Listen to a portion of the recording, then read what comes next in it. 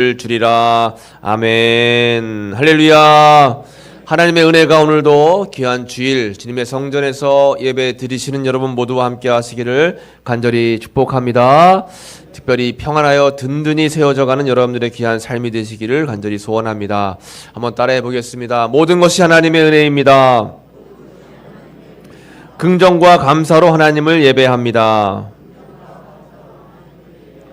여러분들이 고백한 대로 삶 속에서 하나님의 은혜가 임하게 되는 줄로 믿습니다. 네, 오늘은 이렇게 축복하라 라는 제목으로 함께 말씀을 나눌 때 여러분들 모두에게 큰 은혜가 되시고 또 도전이 되시는 귀한 말씀 되시길 소원합니다. 한번 따라해 볼까요? 이렇게 축복하라. 그렇습니다. 이렇게 축복하라. 여러분, 며칠 전에 우리나라의 고유 명절인데 요즘은 이제 공휴일로 안 지키니까 우리가 쉽게 지나가는데 예전에는 공휴일로 지켰고 지금도 북한에서는 공휴일로 지키고 있답니다. 이게 뭐죠? 정월 대보름입니다. 글쎄요, 저희 동네에서도 뭐 꽹과리 치고 북치고 막 하시는 것 같더라고요. 정월 대보름이 뭐 하는 날입니까? 음력 1월 15일로 이제 보름달이 가장 밝게 빛나는 한 해의 첫 보름달을 맞이했을 때 사람들이 건강과 풍요를 기원하면서 이제 불을 태우기도 하고 또 불엄을 깨서 먹죠. 호두와 땅콩 불엄을 깨서 먹는 건 왜 먹어요? 애군을 막고 또 부스럼이 이제 안 생기게 하기 위해서 이렇게 불엄을 깬다라고 합니다. 그런가 하면 귀 밝기 술을 마시면서 좋은 소식을 듣기를 원하고 또 더위를 팔죠. 친구나 가족에게 내 더위 사라. 네, 요즘에 그런 얘기 잘 못 듣는데 예전에는 많이 들었던 것 같아요. 그런데 여러분, 이렇게 하는 이유가 뭐예요? 다 뭐 받기 위해서요? 복 받기 위해서 그런 겁니다. 복 받기 위해서. 이렇게 하면 정말 복이 올까 모르겠습니다. 서양 사람들은 인사할 때마다 새해를 맞이하면서 어떻게 인사할까요? Happy New Year 하면서 God bless you. 올 한 해도 하나님의 축복을 많이 받으세요 하면서 인사합니다. 그런가 하면 우리나라는 어떻게 인사해요? 새해 복 많이 받으세요 하면서 이제 인사도 하고 절도 해요. 새해 복 많이 받으세요. 그런데 우리가 인사하는 이 새해 복 많이 받으세요 인사에는 주체가 없습니다. 누가 복을 주는 걸까요? 네. 산신 할머니가 복을 주나요? 뭐 태양신 달님이 복을 줄까요? 우리가 인사하는 그 인사에는 복의 주체가 없어요. 어쨌든 복은 누구나가 다 좋아합니다. 복 싫어하는 사람은 전 세계 사람 중에서 아무도 없어요. 한편으로는 복자를 붙이는데 어떻게 붙여요? 복자를 어떻게 붙였어요? 거꾸로 붙였습니다. 왜 복자를 거꾸로 붙일까요? 흘러내리라고. 우리 집에 복이 흘러내리라고 복자를 거꾸로 붙이는 집이 많이 있답니다. 실제로. 복이 흘러내리라고. 그런다고 여러분 복이 흘러내릴까요? 복은 우리가 받는 게 중요하지만 누가 주는 복을 받느냐가 중요한 거예요. 복의 주체가 중요한 겁니다. 복은 누가 주시는 거예요? 창세기 1장 28절에 하나님이 그들에게 뭘 주세요? 복을 주시며 하나님이 태초에 천지를 창조하시고 만물을 다 지으시고 사람을 지으신 후에 너무 기뻐하셨다 했습니다. 그래서 사람에게 복을 주시며 말씀하시는 거예요. 생육하라, 번성하라, 땅에 충만하고 땅을 정복해라, 바다의 물고기, 하늘의 새, 땅에 움직이는 모든 생물을 다스려라 하면서 하나님께서 복을 주시는 줄로 믿습니다. 그러므로 하나님이 주시는 복이 굉장히 중요한 거예요. 복 많이 받으세요 인사할 때 여러분, 우리는 앞에 더 글자를 붙여야 돼요. 누가 주시는 복이요? 하나님이 주시는 복이 많이 우리 삶 속에 임해야 된다라고 하는 것입니다. 우리 한번 다시 인사해 볼까요? 하나님의 이름으로 사랑합니다. 축복합니다. 우리 옆에 분들하고 인사해 보겠습니다. 하나님의 이름으로 사랑합니다. 하나님의 이름으로 축복합니다. 그래요. 사랑합니다. 축복합니다. 그래서 여러분, 축복합니다의 축복이 중요해요. 이 축복이라고 하는 뜻이 뭘까요? 축복이라고 하는 뜻은 빌 축자의 복복자예요. 그러니까 복을 비는 게 축복입니다. 축복합니다 하는 것은 하나님의 복이 임하기를 기도합니다 라고 하는 뜻이에요. 그러니까 우리의 삶 속에 이 축복이라고 하는 것은 굉장히 중요합니다. 우리가 말을 사용하는데 축복의 말을 많이 사용해야 되는 거예요. 남들에게 복을, 남들에게 또 은총을, 남들에게 하나님의 은혜가 임하기를 우리가 날마다 기도해야 되는 겁니다. 입으로 고백해야 되는 거예요. 이것이 바로 축복이라고 하는 것입니다. 우리 예배 드리는데도 여러분 축복이 얼마나 굉장히 많이 있죠. 그래서 예배 드릴 때 맨 끝에 이제 목회자가 뭐해요? 축도하죠. 축도가 뭐예요? 축복 기도입니다. 근데 이 축복 기도가 얼마나 중요한지 몰라요. 나는 바쁘니까, 또 목사님 만나면 또 뭐라고 얘기하니까, 목사님 축복 기도할 때 살짝 일어나서 먼저 가시는 분들 계세요. 될까요? 안 될까요? 안 됩니다, 여러분. 예배 잘 드려놓으시고 마지막으로 하나님께서 주시는 복을 받고 가셔야죠. 왜 그런가 하면 오늘 말씀에 보면, 본문 말씀에 하나님께서 모세에게 말씀하시는 거예요. 뭐라고 말씀하세요? 23장 말씀 같이 읽어볼까요? 시작. 아론과 그의 아들들에게 말하여 이르기를 너희는 이스라엘 자손을 위하여 이렇게 축복하여 이르되. 아론과 그의 아들들이 누구예요? 제사장입니다. 하나님께서는 모세에게 제사장들에게 이렇게 내가 축복권을 주니까 제사장들에게 이렇게 축복해라 하면서 명령하신 것입니다.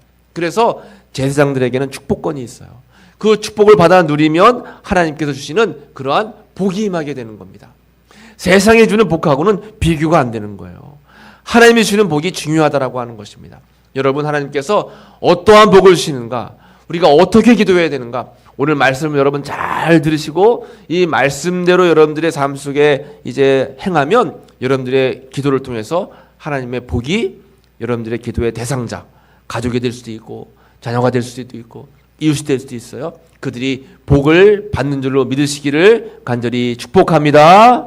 그래서 어떻게 우리가 축복하며 기도해야 될까? 오늘 성경에서 잘 말씀하고 있어요. 먼저 첫 번째로 한번 따라해 볼까요? 복을 주시고 지켜주소서. 그래요. 첫 번째 기도할 때 하나님 복을 주시고 지켜주시기를 원합니다. 첫 번째는 보호의 기도예요. 보호의 기도. 오늘 본문의 말씀에 보면 6장 24절 말씀에요. 여호와는 내게 복을 주시고 너를 지키시기를 원하며. 이게 첫 번째 기도입니다. 여러분, 오늘 기도는 여러분 잘 들으셔야 됩니다. 그리고 그대로 앞으로 행해야 돼요.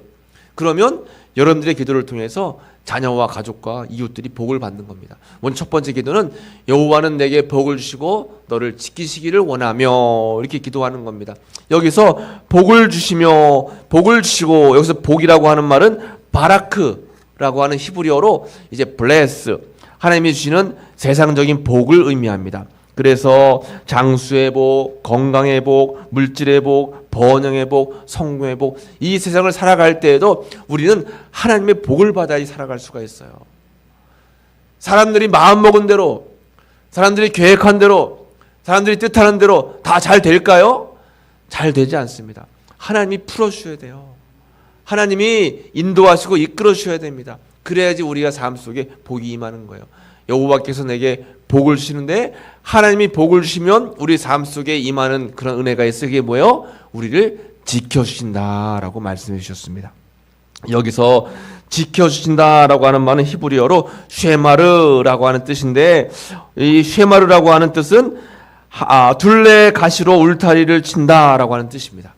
둘레 가시로 울타리를 쳐서 악한 짐승으로부터 보호하고, 그리고 악한 자들로부터 보호해 주신다라고 하는 뜻이 담겨져 있는 거예요. 그러니까 하나님께서는 복을 주시는 거예요. 하나님께서는 복을 주시고 하나님께서 은혜를 주시는데, 그 복이 우리로 하여금 삶 속에 여러 가지 아픔과 고난과 어려움들을 보호해 주시는 은혜로 나타난다라고 하는 것입니다. 여러분, 세상에는 얼마나 위험한 요소들이 많습니까? 교통사고, 또 산재, 화재, 질병, 지진, 또 전쟁, 영적으로는 마귀가 우는 사자와 같이 우리를 집어삼키려고 우리를 두루 찾아다닌다라고 말씀하고 있습니다. 살면서 어려움과 고난과 환난이 얼마나 많은지 몰라요. 여러분, 뉴스 틀어보세요. 뉴스 틀어보면 하루에도 얼마나 갖가지 그냥 사건 사고가 일어나는지 모릅니다. 뉴스만 보고 세상을 살아가면 무서워서 세상 살아갈 수가 없습니다. 무서워서 어떻게 차를 탑니까? 무서워서 어떻게 비행기 타겠어요? 여러분, 요즘에는 묻지마 범죄도 있잖아요. 누군지도 모르고 그냥 범죄하는 거예요. 때로는 나의 그냥 마음속의 불만을 다른 사람들에게 풀어버릴 때도 있습니다. 그러니 세상이 얼마나 험해요. 하나님이 지켜주시고 하나님이 보호해 주셔야 된다라고 하는 것입니다. 신명기 32장 10절 말씀에 보시면 한번 같이 읽어볼까요? 여호와께서 그를 황무지에서 짐승이 부르짖는 광야에서 만나시고 호위하시며 보호하시며 자기의 눈동자같이 지키셨도다. 아멘. 하나님께서는 이스라엘 백성들을 광야에서 온갖 위험에 노출되어 있을 때 하나님께서 짐승이 부르짖는 광야 황무지에서 만나주셨어요. 호위하시고 보호해 주셨습니다. 자기의 눈동자같이 지켜주셨다라고 하는 것입니다. 광야 같은 삶 속에 하나님이 지키시고 보호해 주셨기 때문에 이스라엘 백성들은 그들의 삶을 살아갈 수가 있었다라고 하는 것입니다. 그러므로 우리는 이 험한 세상을 살아가는 동안에 꼭 필요한 그런 기도가 뭐예요? 하나님 복을 주시고 지켜 주옵소서. 하나님이 보호하시면 꼭 기도하시기를 간절히 축복합니다.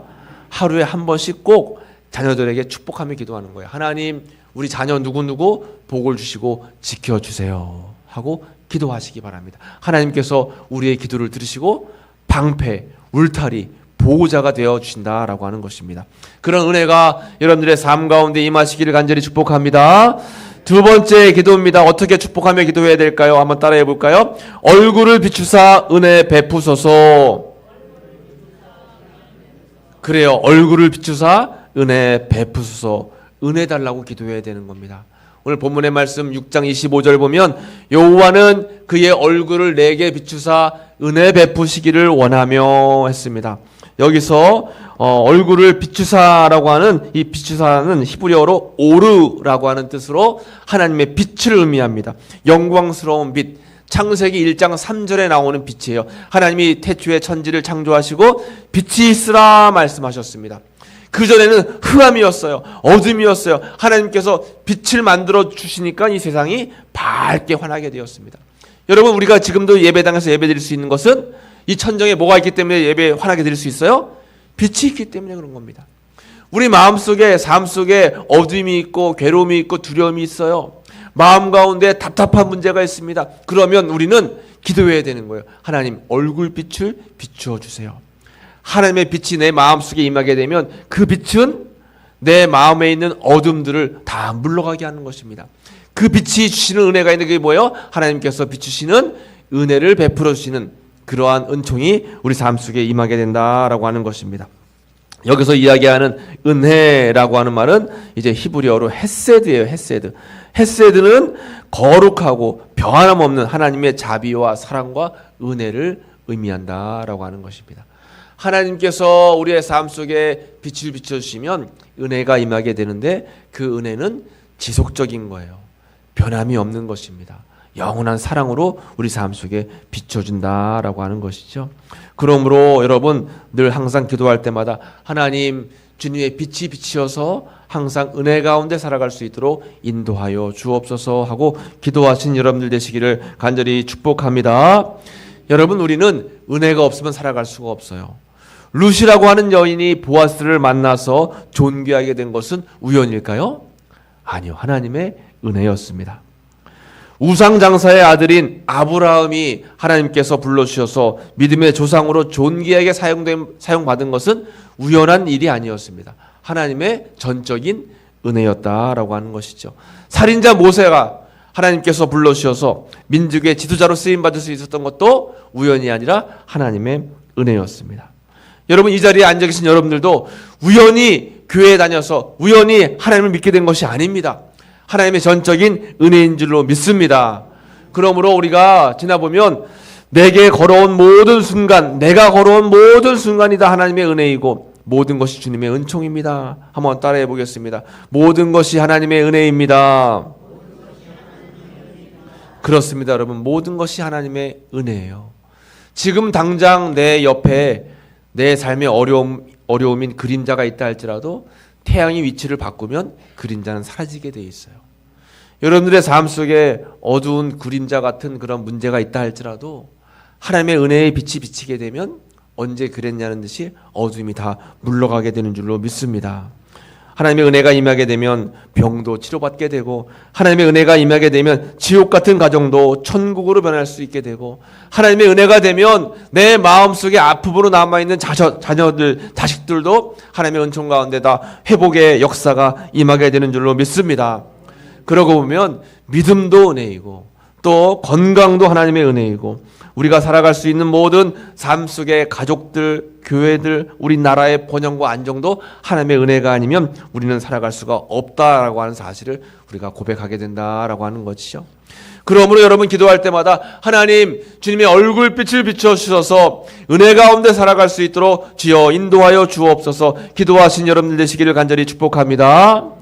우리 찬송가 부르는 찬송가 중에서 가장 많은 찬송을 지은 분이 페니 크로스비라고 했습니다. 전에도 한번 소개했죠. 이분은 시인이고 작가이고 작곡가인데 미국의 선교사로서 이분은 태어난 지 3살 만에 의료진의 실수로 인해서 앞을 보지 못하는 그런 분이었습니다. 그러나 한 번도 이분은 절망하거나 좌절하지 않았어요. 늘 감사하며 살아갔습니다. 늘 은혜 가운데 살아갔어요. 그런데 어느 날 삶 속에 어려운 일을 만나서 금전적으로, 재정적으로 굉장히 이제 힘든 문제를 이제 겪게 됐습니다. 하나님 앞에 간절히 기도하는 거예요. 하나님, 내가 지금 $5가 부족하고 $5가 꼭 필요한데 하나님, 저에게 $5가 없습니다. 주님, 나에게 필요한 것이 하나님께서 나에게 채워주실 은혜로 다가온다라면 제가 감사로 영광으로 이 $5를 사용하겠습니다 라고 기도하는데, 그 순간 밖에서 누가 띵동 하고 종을 울리는 거예요. 나가보니까 웬 낯선 사람입니다. 그 사람이 이야기하는 거예요. 당신이 혹시 페니 크로스비입니까? 네, 맞습니다. 저는 당신이 지은 찬송에 너무 많은 은혜를 받았습니다. 너무 많이 은총을 받았습니다. 은혜 받고 찬송을 부르는데 내 마음속에 하나님께서 주시는 감동이 있었는데 그분을 찾아뵙고 선교비를 전달해라 라고 하는 마음의 감동이 있었다라고 하는 거예요. 그래서 그 주머니에 이렇게 살펴보니까 주머니에 또 가지고 있던 지갑에 $5가 있는 거예요. $5를 가지고 그 페니 크로스비 집에 방문을 해가지고 그 $5를 이 크로스비에게 전달하는 겁니다. 이 여인이 이 돈을 받고 깜짝 놀라는 거예요. 하나님이 하시는 역사는, 하나님이 하시는 일들은 감히 우리가 상상할 수가 없구나. 여러분, 우리가 작년에 어느 우리 교회 성도님께서 아프리카에 이제 우물 팠잖아요. 그때도 우물 팔 때도 저에게 이제 1,000만 원을 주시면서 우물을 파면 좋겠습니다 라고 이제 저에게 1,000만 원을 선교비로 주셨습니다. 아프리카 성사님에게 제가 연락을 했어요. 인터넷에서 연락을 해가지고 우리 교회 성도님이 아프리카에 우물 팔기를 원하시는데 아프리카에 우물 팔 수 있는 곳을 이제 알아봐 주세요 하고 다 알아봐 주셨어요. 비용이 얼마나 들까요? 하고 여쭤봤더니 비용이 얼마예요? 1,000만 원인 거예요. 하나님이 하시는 일들은 참 오묘합니다. 한 번은 제가 전에 있던 교회에서 한 권사님이 저를 찾아오셔가지고, 목사님, 제가 이번에 300만 원 적금을 받았는데 사실은 여행 적금이에요. 근데 이 여행 적금을 받고선 지금은 내가 여행 갈 때가 아니다. 이 돈이 꼭 필요한 데가 있을 텐데 하나님께서 필요한 돈에 이 300만 원을 써주세요 하고 저에게 300만 원을 주셨어요. 그런데 그날 오후에 남아프리카 공화국에서 이제 선교하신 선교사님이 저에게 이제 카톡 문자를 보내주셨습니다. 목사님, 죄송한데 제 차가 너무 노후가 돼가지고 선교 활동을 할 수가 없습니다. 중고차가 이제 300만 원이 필요한데 300만 원을 혹시 선교비를 주시면 중고차를 구입하겠습니다. 와, 제가 놀라서 기절해가지고 쓰러질 뻔했습니다. 하나님이 얼마나 정확하게 역사하시는지 몰라요. 그래서 그 300만 원을 보내드렸어요. 이 300만 원 헌금하신 이 권사님이 얼마나 놀라시는지 몰라요. 하나님께서 이렇게 역사하신다라고 하는 것입니다. 페니 크로스비가 $5를 받고, 당신은 뭐 100년도 넘게 전이니까 $5는 굉장히 큰 돈이었습니다. $5를 받고 하나님 앞에 너무 감사하면서 지은 찬양이 있습니다. 찬송이 있어요. 그게 뭐냐면 찬송가 이제 384장이에요. 나의 갈 길 다가도록, 나의 갈 길 다가도록. 이 찬양이 그 일을 겪고 나서 이 크로스비가 너무 감사한 마음으로 하나님 앞에 노래를 지은 게 이 찬송이에요. 그 가운데 2절을 보시면, 나의 갈 길 다가도록 예수 인도하시니 어려운 일 당한 때도 족한 은혜 주시네. 나는 심히 고단하고 영혼 매우 가라나 나의 앞에 반석에서 샘물 나게 하시네. 나의 앞에 반석에서 샘물 나게 하시네. 하나님은 여러분들의 고난과 여러분들의 아픔도 다 아시는 줄로 믿습니다.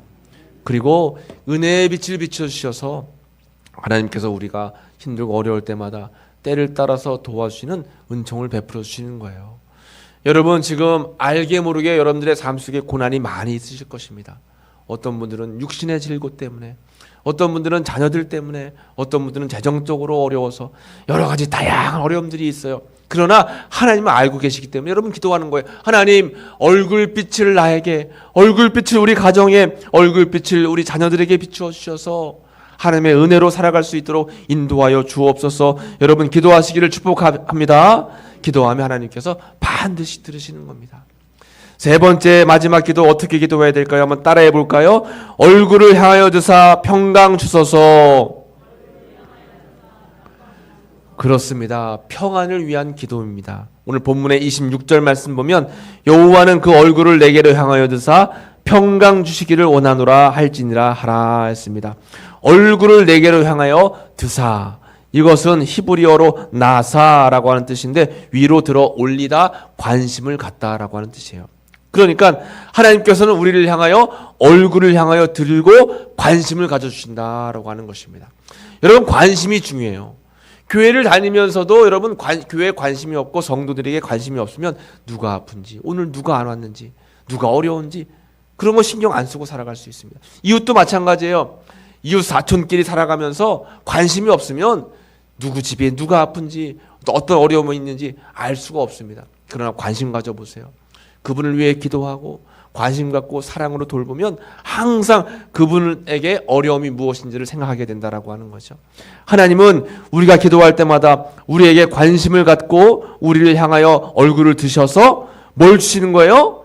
평강 주신다라고 하는 것입니다. 평강이라고 하는 말은 히브리어 샬롬이라고 하는 뜻이죠. 그 샬롬의 뜻을 살펴보면 온전하다라고 하는 뜻입니다. 그래서 삶 속에 문제가 있고 어려움이 있을 때마다 하나님께서는 평화와 안전과 평안과 행복과 번영으로 온전함을 허락해 주신다라고 하는 것입니다. 여러분들의 삶 속에 이러한 샬롬의 축복, 심령의 샬롬, 가정의 샬롬, 또 삶의 샬롬, 교회의 샬롬, 나라의 샬롬, 여러분들 가족 자녀들에게 샬롬의 복이 임하게 되시기를 간절히 축복합니다. 하나님이 주시는 평안이 중요한 거예요. 그 평안은 하나님께서 우리에게 고개를 들어 관심 가지실 때 우리 삶 속에 평안이 임하게 된다라고 하는 것입니다. 이렇게 여러분 세 가지를 기도했죠. 첫 번째 뭐 기도했어요? 보호를 기도했습니다. 보호. 두 번째 뭘 기도했을까요? 은혜를 기도했습니다. 세 번째는 평안을 기도했습니다. 이 세 가지를 항상 기도해라 하나님께서 모세에게 말씀했습니다. 그 모세의 말씀을 제사장들에게 모세가 전달을 했어요. 그리고 어떤 말씀이 나오느냐, 27절 말씀에 그들은 이같이 내 이름으로 이스라엘 자손에게 축복할지니 내가 그들에게 복을 주리라. 아멘. 한번 따라해 볼까요? 복을 주리라. 그래요. 어떻게 할 때 복을 주신대요? 자녀들에게 축복할 때 복을 주신다라고 했습니다.